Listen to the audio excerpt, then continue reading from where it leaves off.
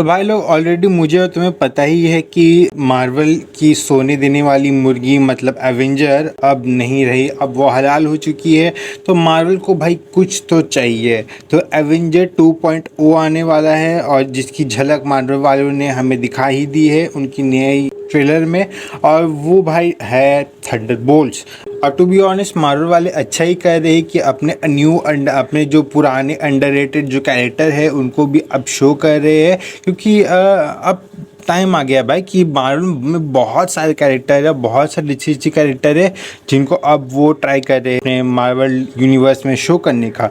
तो भाई थंडरबोल्ट्स की कहानी तब स्टार्ट होती है जब कॉमिक्स में ना ही एवेंजर है ना ही फैंटास्टिक फोर रहते हैं अर्थ में, और अर्थ की सिक्योरिटी जो होती है वो बहुत ही ज़्यादा खतरे में होती है। तो उसी को कवर अप करने के लिए हम हेलमेट ज़ीमो, जिसने सिविल वॉर नहीं देखी होगी, सिविल वॉर में ज़ीमो को फर्स्ट बार दिखाया गया था मूवीज़ में। तो हेलमेट ज़ीमो अपनी खुद की एक सुपर हीरो की टीम खड़ी करता है जिसे वो थंडरबोल्ट्स कहता है। और लेकिन इसमें कुछ एक छोटा सा ट्विस्ट है, ये जो सुपर हीरो की टीम होती है इसमें कुछ एक छोटा सा ट्विस्ट होता है। ये सब जो भी थंडरबोल्ट जो सुपर हीरो की टीम बनती है ये सब सोसाइटी के विलन्स रह चुके हैं। कोई मर्डरर है तो कोई स्पाई है तो कोई सुपारी किलर है और वगैरह वगैरह, तो वो समझ में नहीं आ रहा होगा लेकिन सब विलन रह चुके हैं। विलन लोग को बनाया जाता है हीरो, इसलिए तुम्हें थंडरबोल्ट्स जो होता है, जो मार्वल का थंडरबोल्ट्स है, वो तुम्हें बहुत लोग उसे डीसी का सुसाइड स्क्वाड का कॉपी भी बोलते हैं। तो तुमको समझ में आ रहा होगा मैं क्या चीज़ कंपेयर कर रहा हूँ। सुसाइड स्क्वाड मूवी अगर तुम देखिए तो तुमको समझ में आ रहा होगा मैं क्या बोल रहा हूँ। डेडपुल की तरह है कि वही जो बैड गाइज होते हैं वो गुड थंडरबोल्ट्स कभी गुड नहीं बनते हैं, वो बैड ही रहते हैं। लेकिन उनका जो सेल्फ खुद का इंटरेस्ट होता है, सबका कुछ ना कुछ, किसी को कुछ ना कुछ चाहिए, किसी को वेंजेंस चाहिए तो किसी को कुछ ठीक करना है।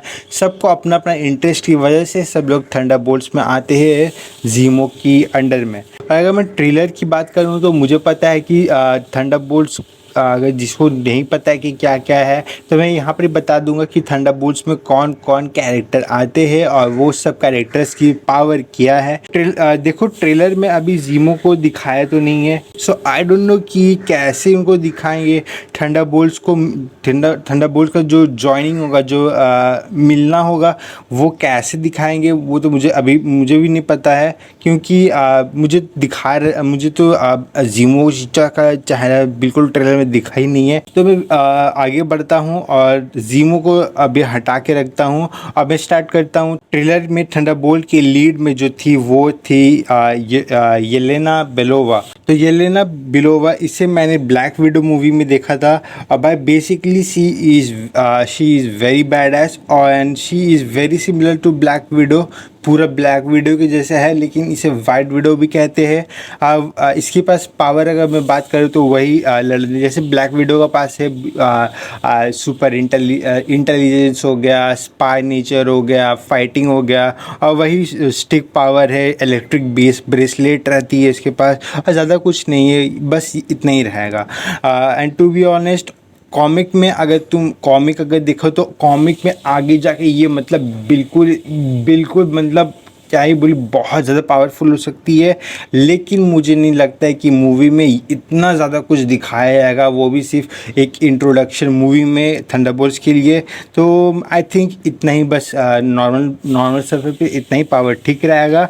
लेकिन क्योंकि इसे प्ले कर रही है फ्लोरेंस पग, तो भाई मेरा तो भाई सेकेंड आती है गोस्ट, जिसे जो मेरी टू बी ऑनेस्ट थंडरबोल्ट्स में सबसे ज़्यादा फेवरेट कैरेक्टर रहती है। इसे मैंने Ant Man and the Wasp movie में देखा था, एंड टू बी ऑनेस्ट ये भी एक विलन ही है, जस्ट लाइक येलेना बेलोवा। तो गोस्ट के पास क्या पावर है, तो गोस्ट के पास इनविजिबल होने की और किसी भी चीज़ को इनविजिबल करने की पावर रखती है।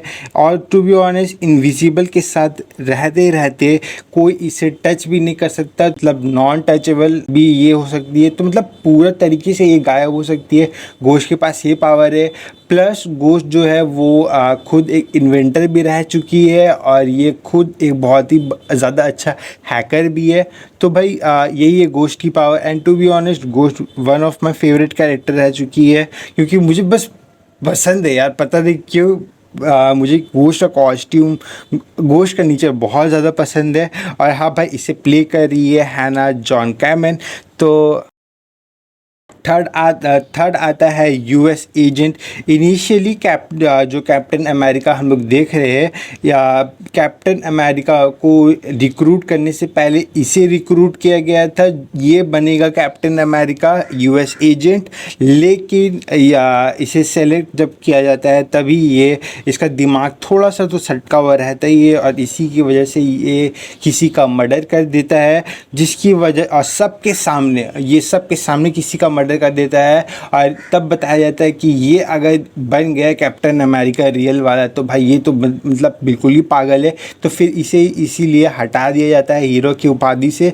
और इसलिए ये भी एक टाइप का विलन ही रहता है सोसाइटी में। तो और तुम्हें समझ में ही आ रहा होगा, ये सिमिलर है तुम्हारा कैप्टन अमेरिका से। फोर्थ आता है तुम्हारा बकी बार्न्स, विंटर सोल्जर। तुमको पता ही है, अगर सिविल वॉर किसी ने देखी ही होगी, एंड आई डोंट थिंक जिसने सिविल वॉर देखी होगी मुझे बताना होगा कि विंटर सोल्जर कौन है। तो यस, बकी भी रहेगा तुम्हारा थंडरबोल्ट्स में। फिफ्थ आता है रेड गार्डियन। तो भाई रेड गार्डियन को मैंने भी देखा था तुम्हारी ब्लैक विडो की मूवी में। रेड गार्डियन के अगर मैं सुपर पावर की बात करूँ तो रेड गार्डियन भी वही सुपर सोल्जर है, लाइक कैप्टन अमेरिका। वही super strength, super agility, super intelligence, super endurance, वही सब ब्ला ब्ला ब्ला। तो ये रेड गार्डियन तो मुझे उतना कुछ खास लगता नहीं है, लेकिन ठीक है, यही है रेड गार्डियन की पावर। सिक्स्थ आता है टास्क मास्टर। जो to be honest task master ये एक लौता कैरेक्टर है जिसे मैंने कार्टून में देखा है, ना ही फिल्म में देखा है। फिल्म में देखा था शायद ब्लैक विडो में देखा था, लेकिन to be honest task master को मैं याद रखता हूँ कार्टून में, शायद स्पाइडरमैन के कार्टून में मैंने देखा था टास्क मास्टर को।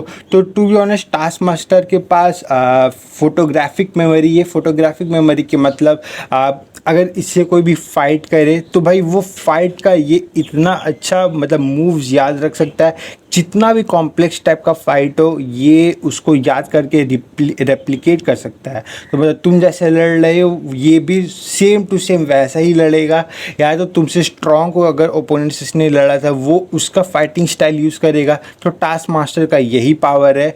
टास्क मास्टर सिर्फ फाइटिंग को कॉपी कर सकता है, फाइटिंग स्टाइल कॉपी कर सकता है, लेकिन किसी का सुपर हीरो पावर कॉपी नहीं कर सकता है। तो यही है टास्क मास्टर की पावर। And last is Bob AKA Sentry, जो बस टू बी ऑनेस्ट मैं अगर बहुत ही सिंपल वे में तुमको समझाऊं तो बॉब जो है वो है सुपरमैन, मार्वल का अपना सुपरमैन है। एंड लेकिन ये विलन है, इसे पावर मिलती है सूरज की रोशनी से। और हाँ, ये तुम बोल सकते हो कि थंडरबोल्ट का सबसे ज़्यादा ताकतवर कैरेक्टर है। थंडरबोल्ट में जितने भी कैरेक्टर है सबसे ज़्यादा ताकतवर सेंट्री बॉब होने वाला है। लेकिन ट्रेलर में ऐसा कुछ तो दिखाया नहीं गया है, सिर्फ बॉब का जो मतलब ह्यूमन फॉर्म होता है वही दिखाया गया है। तो मुझे पता नहीं मार्वल वाले इतना सारा कैरेक्टर का हर एक चीज़ को हर एक कैरेक्टर के साथ जस्टिस कैसे करेंगे सिर्फ एक ही मूवी में, और वो भी भाई इंट्रोडक्शन मूवी ही है। तो भाई मुझे नहीं पता है भाई ये मार्वल वाले कैसे करेंगे। मज़ा तो आएगा, लेकिन मज़ा तो आएगा भाई, लेकिन देखने में कि डायरेक्टर, राइटर, एक्टर कैसे अच्छे से एग्जीक्यूट करेंगे इसे। और इसे ना प्लीज़ अच्छे से एग्जीक्यूट करें, क्योंकि इसे ना शी-हल्क बना दे, ना वो अगाथा वाली कांड बना दे। मुझे चाहिए भाई ये बने लोकी जैसा। तो भाई लोकी ऐसा हिट हो भाई। तो यही है भाई, एकदम लोकी ऐसा टॉप बने तो बिल्कुल मज़ा आ जाएगा। तो यही that's all for this video. मिलते हैं नेक्स्ट वीडियो में। टिल देन देखते रहो 3 को, और मिलते हैं नेक्स्ट वीडियो में। Till then good bye.